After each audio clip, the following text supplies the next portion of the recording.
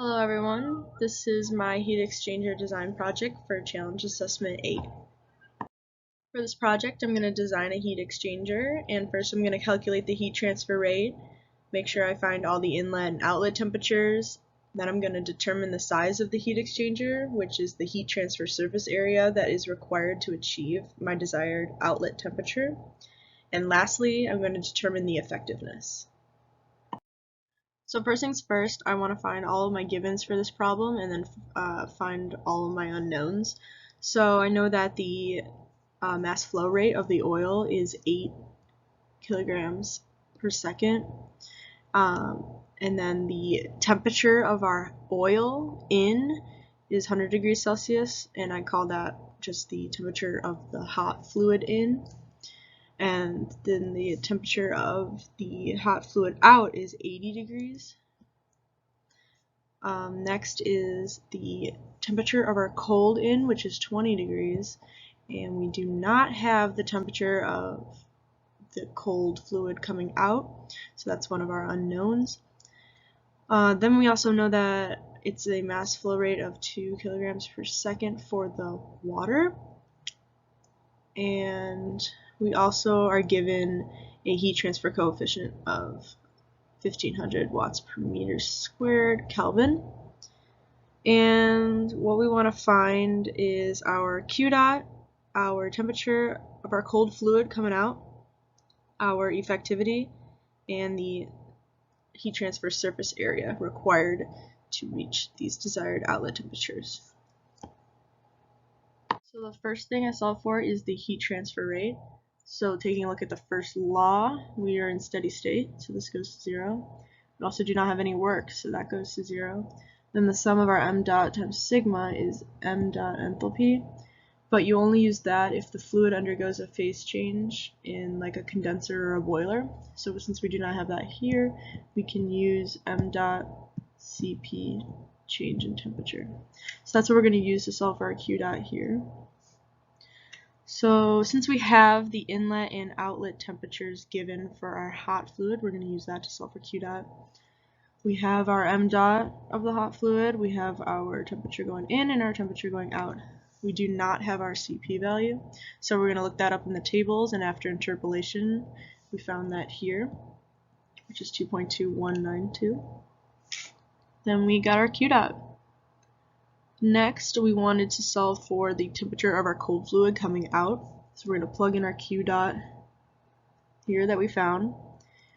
And taking a look at what we do know, so we have our Q dot, we have our m dot of the cold fluid, we have our temperature coming in of our cold fluid. We do not have our Cp, so again we have to look that up again. And after interpolation, that was 4.1827 kilojoules per kilogram Kelvin.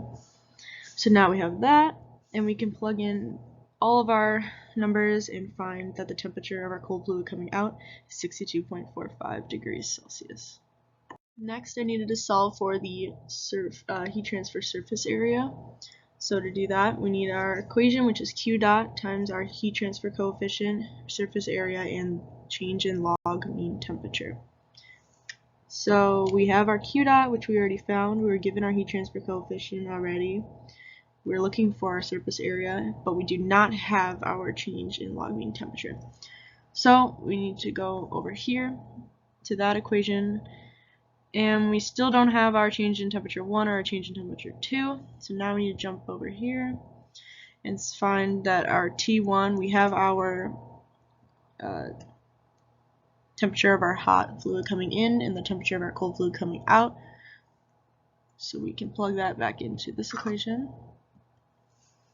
Now we need to look at our change in temperature 2, and we have our change in, or we have our temperature of our hot fluid coming out, temperature of our cold fluid in, which is 60 Kelvin. So now we can plug all of that back into this equation, and we find that the temperature of the log mean, or change in log mean temperature for counterflow is 47.9 Kelvin.